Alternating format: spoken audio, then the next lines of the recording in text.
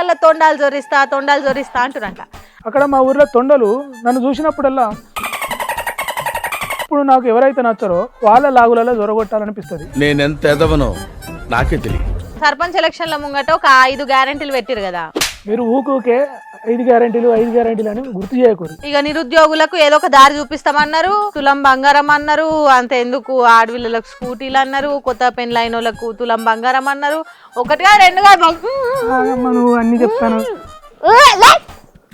దమగిట ఖరాబ్ అయిందా ఎట్లా? ఫస్ట్ నాడు కుర్చీలకు వెళ్ళవు బయటకు వెళ్ళు నడు. నీకు అనుకునే కుర్చీ నడు పోతానా నడు వెళ్ళిపోయి.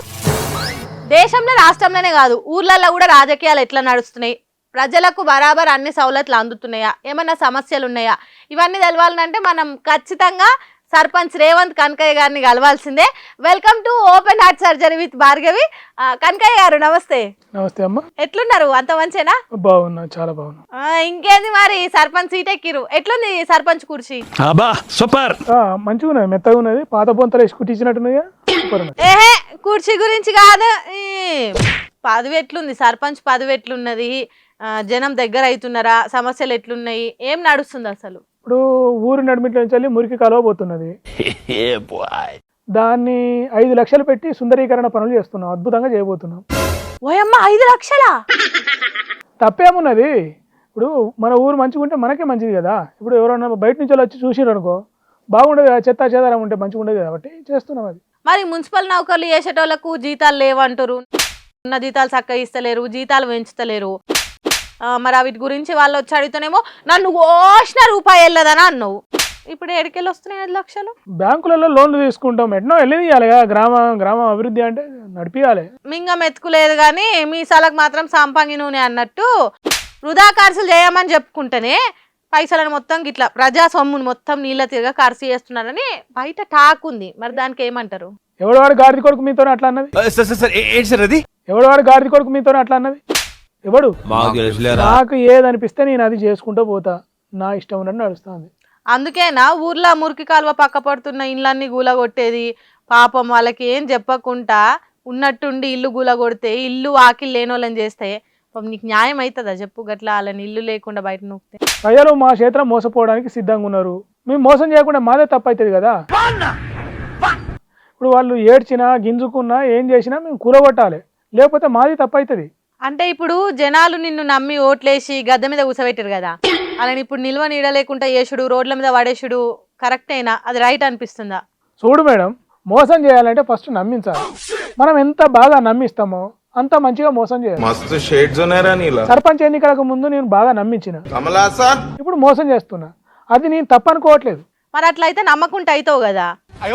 నువ్వు మీరు అది మర్చిపోయి ఇంకో 5 ఏళ్ళు నేనే సర్పంచ్ లెక్కుంటా, నేనే వెళ్తా అని చెప్తుండ్రట.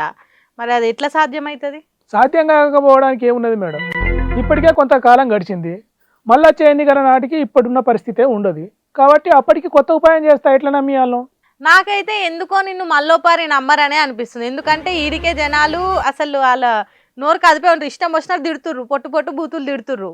నమ్మే సఖ్యంగా అయితే లేదు ఈ ముచ్చట. లేదు మేడం, అట్లేం కాదు, మా ఊరోళ్ళు అసలు తిట్టరు. నువ్వెట్లా చెప్పగలుగుతావు తిట్టరని? ఎందుకంటే ఇప్పుడు మా ఊర్లో ఎక్కువ తిట్లు వచ్చేది నాకే మేడం. నా నోటికి భయపడి అందరూ ఎవరు తిట్టరు మేడం. మీకు జరంతా కూడా సిగ్గు అనిపిస్తలేదా రేవంత్ కనకయ్య గారికి ఇట్లా చెప్తాందుకు?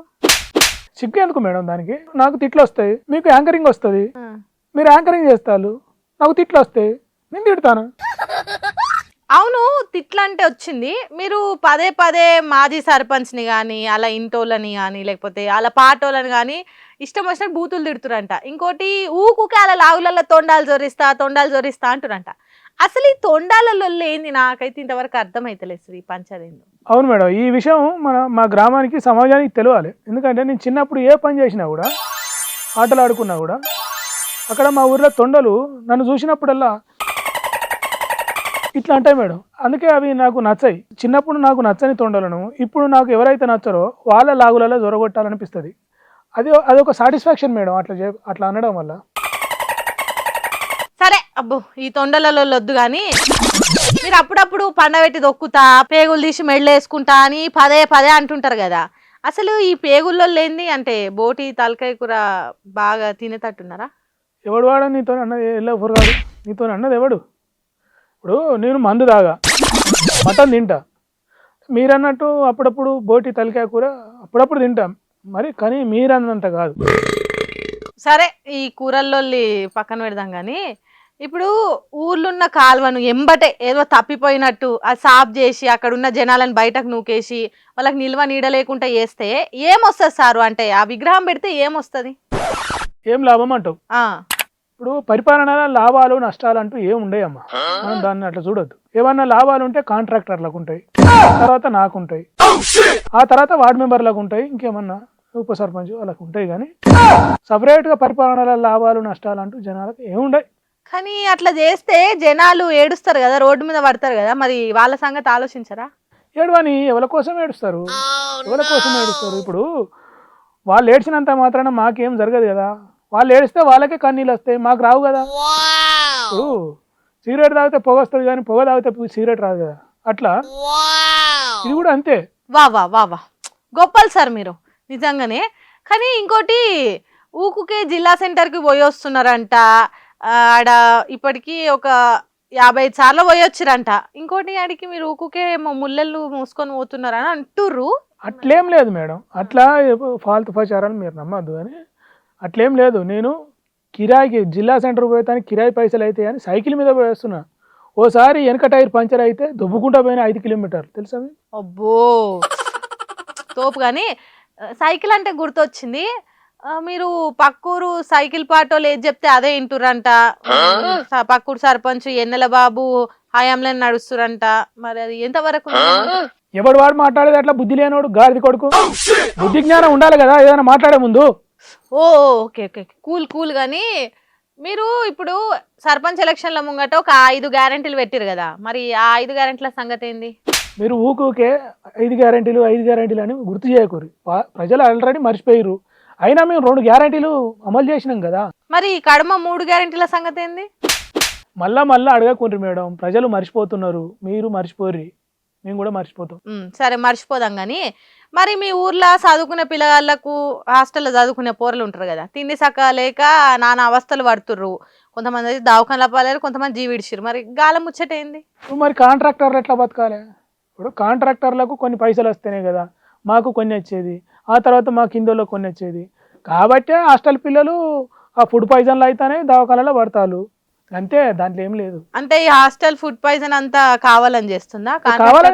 కావాలని ఎందుకు చేస్తాం మేడం, అది సహజంగా జరిగిపోతా ఉంటది అంతే. ఓకే, సహజంగా జరిగిపోయినా మీరు పట్టించుకోరు. ఎవరన్నారు పట్టించుకోరని? మా అంతా నిఖచ్చితంగా పట్టించుకునేటోళ్ళు ఎవరు లేరు మేడం.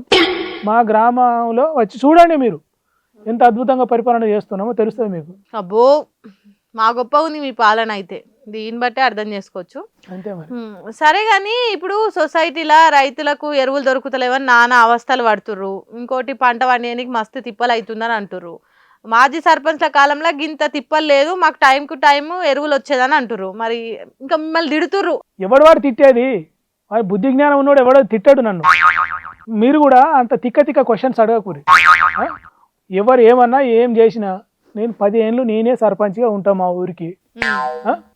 ఇంకా బోనస్గా ఇంకో 5 నెలలు నాకు బోనస్గా పదవిలో ఉండే ఛాన్స్ ఉన్నది. ఒకటి బోనస్ అంటే గుర్తొచ్చింది, మీరు రైతులకు టైం టు టైం బోనస్ ఇస్తామని అన్నారు, ఉద్యమకారులకు ఇంటి జాగా అని అన్నారు, ఇక నిరుద్యోగులకు ఏదో ఒక దారి చూపిస్తామన్నారు, తులం బంగారం అన్నారు, అంత ఎందుకు ఆడపిల్లలకు స్కూటీలు అన్నారు, కొత్త పెళ్ళైన వాళ్ళకు తులం బంగారం అన్నారు. ఒకటిగా 2గా నువ్వు అన్ని చెప్తాను. దమగిట ఖరాబ్ అయిందా ఎట్లా? నా నోరు ముప్పించే బదులు చెప్పినా చేయొచ్చుగా. ఫస్ట్ ఆడు కూసో, పోలాడు కూసోపన్నాడా? కూర్చుంటే కానీ నువ్వు 5 గ్యారెంటీల గురించి ఫస్ట్ కూసో. 5 గ్యారెంటీల గురించి అడగదు. సరే నువ్వైతే ఫస్ట్ కూసో. నువ్వు అడగద్దు మరి, కూసోపో, ఫస్ట్ కూసో. ఇప్పుడు నన్ను ఏం చేయమంటావు మరి? నేను మంచిగా పని చేస్తానా, మా గ్రామం మంచిగా అభివృద్ధి చెందుతుందని చెప్పాలి. చెప్పలేదు అనుకో, కేసులు పెట్టిస్తా, పెద్ద కేసులు పెట్టిస్తా, పోలీసులతో లోపటేపిస్తా, మరి తర్వాత నీ ఇష్టం. మరి అబ్బో గా పని చేయ కానీ సాలిగా మాజాలు నువ్వు మాట్లాడిన మాట ముచ్చటే అన్నాడు. ఎల్లిగా నువ్వు ఏంది ఎల్లు నడువు, నువ్వు లేవు ఫస్ట్ కుర్చీలకి వెళ్ళు. మరి వెళ్తాగాని కుర్చీలు మంచిగా ఉన్నాయి, 10 ఏళ్ళ పనికి వస్తే పట్టుకపోనా?